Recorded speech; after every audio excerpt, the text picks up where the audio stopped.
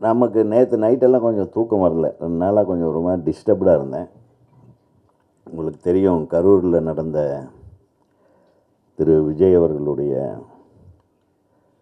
பிரச்சார கூட்டத்தில் நடக்கக்கூடாத ஒரு சம்பவம் நடந்துருச்சு. 40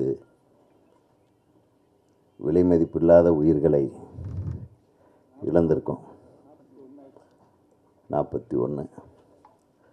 இதில் நம்ம சொல்கிறது கருத்தை பதிவு பண்ணுறதுன்னு இன்னும் அதுக்காக நான் சொல்லலை. பொதுவாகவே அரசியல் கூட்டங்களுக்கு போகும்போது குழந்தைங்களெல்லாம் கூட்டிகிட்டு போகாதீங்க. இந்த கூட்டம் நெரிசல் இருக்கக்கூடிய பகுதிகளுக்கு செல்லாமல் கொஞ்சம் தூரமே தள்ளி நின்று பாருங்கள். எத்தனை பேர், எத்தனை குடும்பங்கள், அந்த உயிர்களை இழந்தவர்களுடைய குடும்பங்கள் எப்படி தத்தளிக்கும், எவ்வளவு வேதனையில் இருப்பாங்க, எவ்வளவு எதிர்கால கற்பனைகளோட அது ஒரு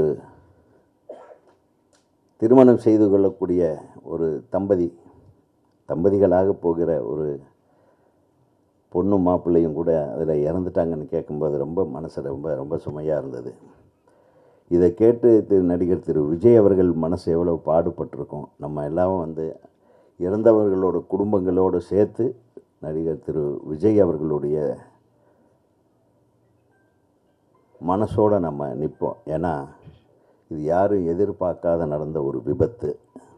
எதுக்கு விசாரணை அது இது வருது, அது என்ன ஏதுன்னு பின்னாடி அது அரசியல், அதுக்குள்ளே போக வேண்டாம். நமக்கு உயிர்கள் தான் முக்கியம். போன உயிர்களை மீட்டெடுக்க இறைவனாலும் முடியாது. இறைவனால் முடியாத ஒன்று என்னென்னா செத்தவங்களை உசுரோடு கொண்டு வர்றது. ஆக அந்த குடும்பங்களுக்கு ஆழ்ந்த இரங்கலை தெரிவித்து ஒரு செகண்டு நம்ம ஒரு மௌனமாக எல்லாரும் அஞ்சலி செலுத்தலான்னு நினைக்கிறேன். இந்த மாதிரி ஒரு நிகழ்வுகள் எல்லாம் இனிமேல் நடக்காமல் இருக்கணும்.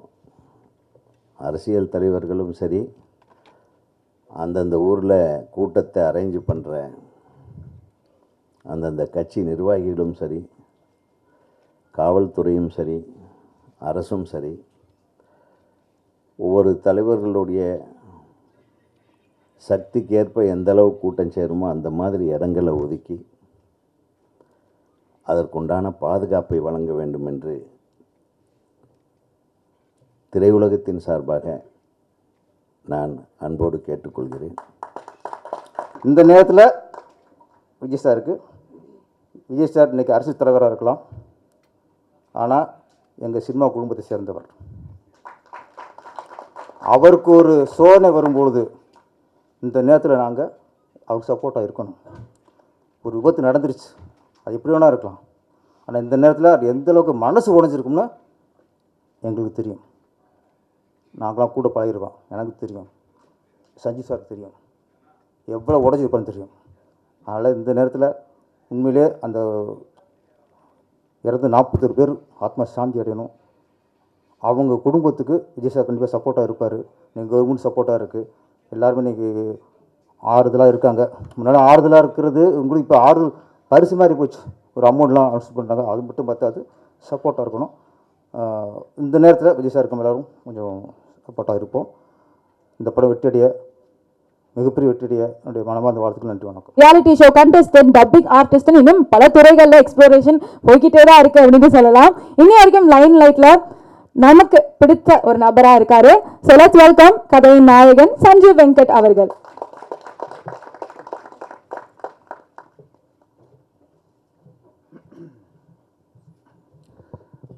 இவ்வளோ பில்டப்புக்கு நன்றி. அவ்வளோ ஒர்த்து கிடையாது. பட் எனிவே எல்லாருக்கும் வணக்கம்.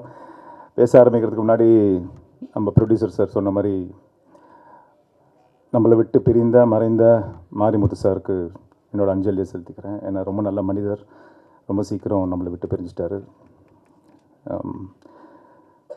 சரி, வீர தமிழச்சி இந்த பட ஆடியோ அண்ட் ட்ரெய்லர் ரிலீஸ்க்கு வந்திருக்கும் அனைவருக்கும், முக்கியமாக மேடையில் இருக்கும் பெரிய பெரிய ஜாம்பவான்கள், இயக்குனர் சங்க தலைவர் ஆர்வி உதயகுமார் சார் வந்ததுக்கு நன்றி, பேரரசு சார் வந்ததுக்கு நன்றி, மற்றும் நிறைய பேர் இங்கே வந்துட்டு போயிருக்காங்க. ஆர்வி உதயகுமார் சாருக்கு நன்றி, எல்லாருக்கும் நன்றி.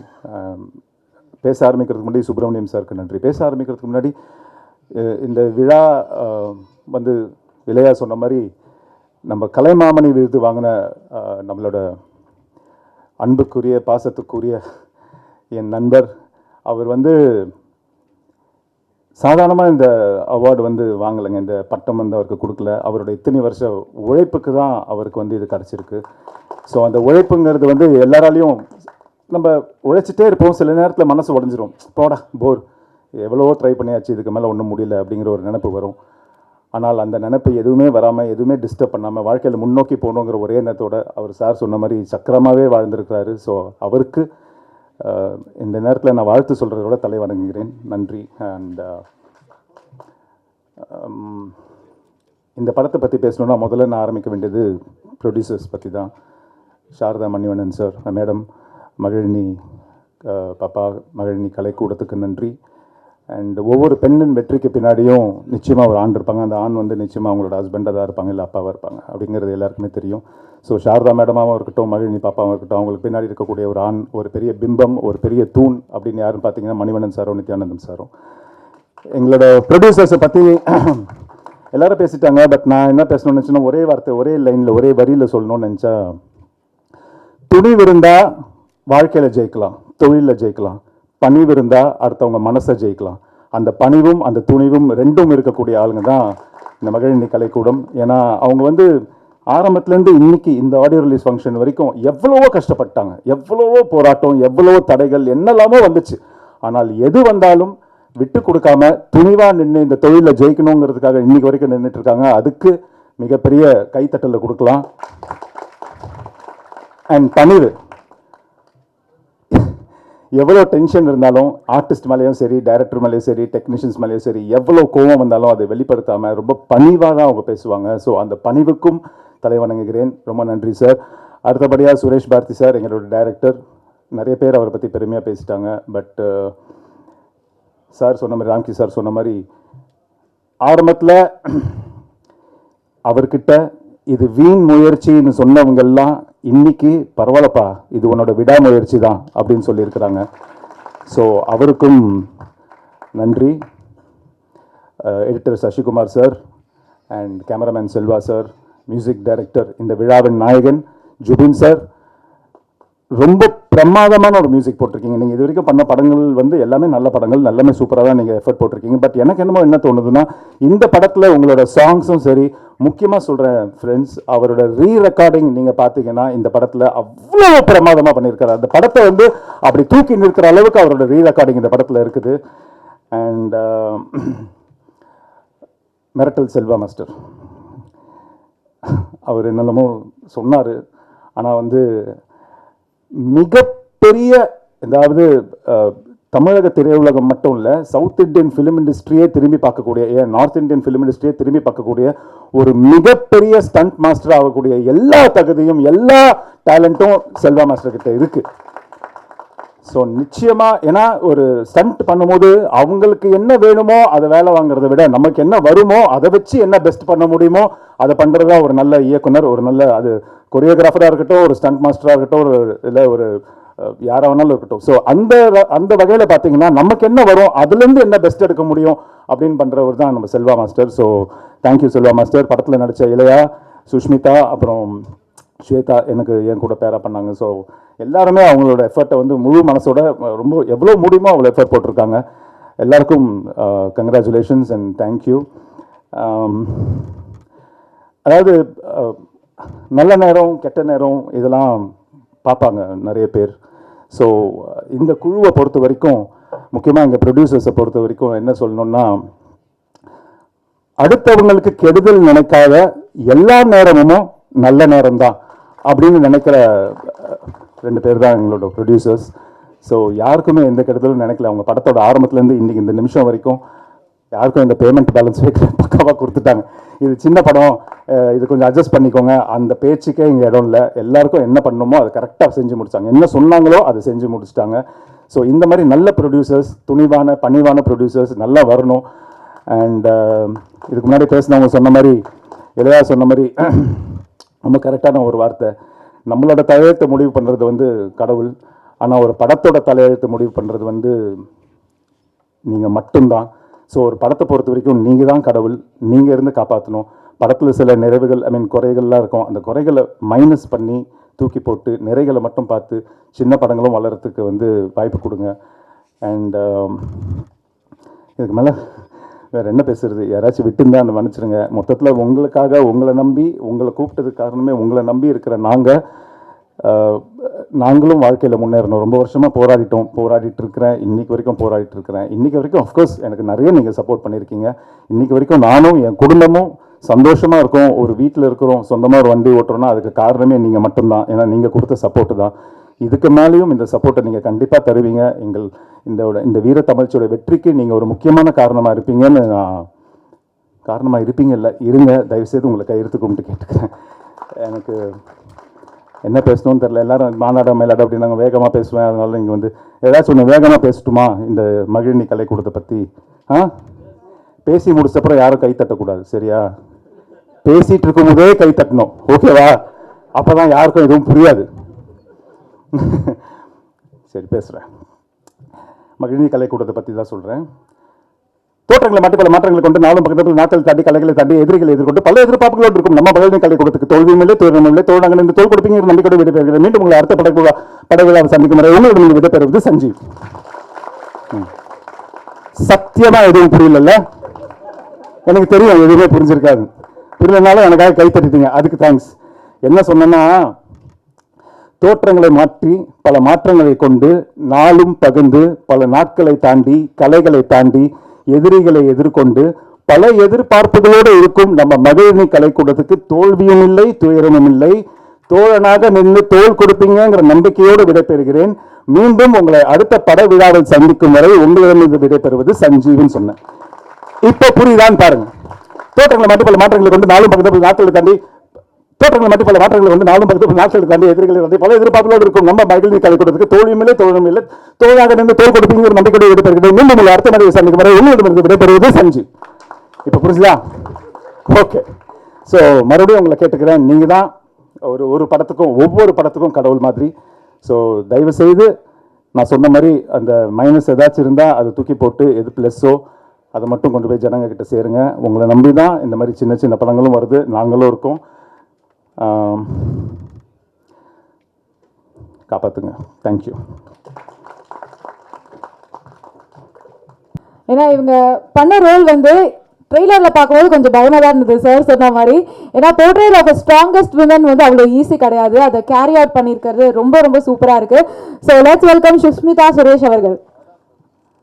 சுஷ்மிதா சுரேஷ் அவர்களே ஒரு சில வார்த்தைகள் பேசுமாறு கேட்டுக்கொள்கிறேன். என்ன மேம் நீங்கள் பயப்படுறீங்களா? நான் தான் மேம் பயப்படும். ஃபர்ஸ்ட் ஆஃப் ஆல் இங்கே வந்திருக்க எல்லாருக்கும் என்னோட நன்றியை தெரிவிக்கிறேன். என்னோட த்ரோட் சரியில்லை, ஸோ அதனால் மன்னிச்சிருங்க வாய்ஸ் இப்படி இருக்கிறதுக்கு. அப்புறம் உங்களோட வேல்யூபிளான டைம் ஒதுக்கி இங்கே வந்த கெஸ்ட் எல்லாருக்கும் ரொம்ப நன்றி. வீர தமிழச்சி மகிழினி கலைக்கூடம் producer sir, Manivannan sir, Nithyanand sir, 2 பேருக்கும் என்னோட நன்றி தெரிவிச்சுக்கிறேன். என்னை வீர தமிழச்சியாக இதில் செலக்ட் பண்ண director sir and producer sir என் மேலே கான்ஃபிடென்ட் வச்சு இந்த கேரக்டர் என்னை பண்ண சொல்லியிருக்காங்க. அதுக்கேற்ற மாதிரி நான் பண்ணியிருப்பேன்னு நினைக்கிறேன். பட் ஆனால் அது பார்த்துட்டு நீங்கள் எப்படி இருந்துச்சுன்னு நீங்கள் சொல்லுங்கள். உங்களோட ஆனஸ்டி ரிவ்யூவை சொல்லுங்கள். ஃபைட் மாஸ்டர் மெரட்டர் செல்வார் அவர் வந்து எனக்கு ஒரு ஸ்டண்ட் பண்ணும் போதும் ரொம்ப கேர்ஃபுல்லாக பாதுகாப்பாக, ரொம்ப எப்படி சொல்கிறது, நான் கம்ஃபர்ட்டாக ஃபீல் பண்ணணும்னு சொல்லிட்டு எல்லாருமே சரௌண்டிங்கில் இருக்க எல்லாருமே வந்து ஒரு ஃப்ரெண்ட்லியாக மூவ் பண்ண வச்சார். அந்த தலைக்கீழே கட்டி தொங்க விடுற சீன்லாம் கட்டிட்டு அவர் தான் ரொம்ப பயந்தார். நான் பயந்தனோ இல்லையா, அவர் ரொம்ப ஃபியர் ஆனார். ரொம்ப தேங்க்ஸ் சார். அப்புறம் ஜுபின் சார், மியூசிக் சூப்பராக இருந்துச்சு.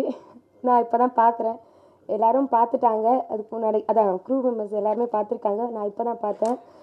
சூப்பராக இருந்துச்சு சார், ரொம்ப தேங்க்ஸ்.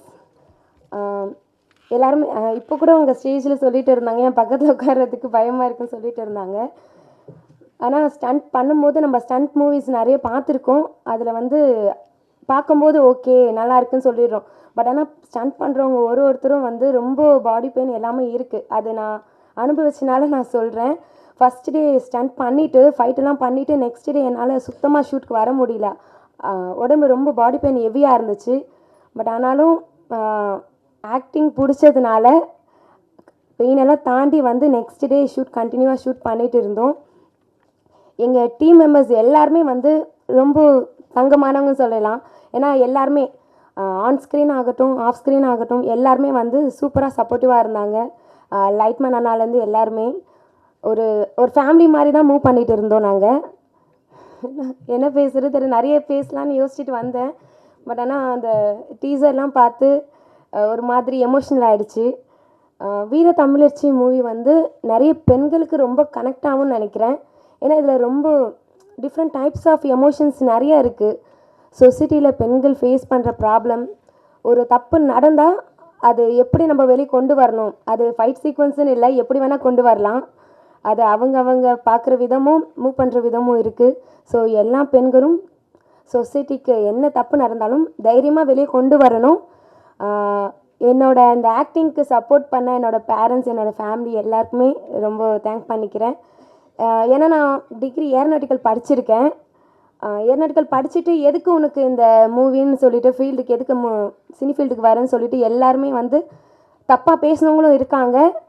அப்புறம் அதான் ஒர்க்கு கிடச்சா நல்லா போகலாமே, ஏன் நீ இந்த இதுக்கு வர, இந்த இது கஷ்டப்படுற, தினமும் போகணுமா, ஆடிஷன் போகணுமா அப்படியெல்லாம் சொன்னாங்க.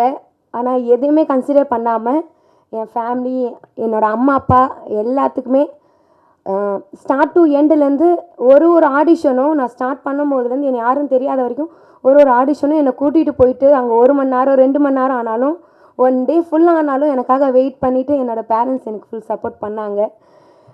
நிறைய பொண்ணுங்களுக்கு வந்து சினி ஃபீல்டில் நிறைய சாதிக்கணும்னு ஆசை இருக்குது. எல்லா பேரண்ட்ஸும் கரெக்டான ஆசை இருந்தால் சப்போர்ட் பண்ணணும்னு நானும் வேண்டிக்கிறேன்.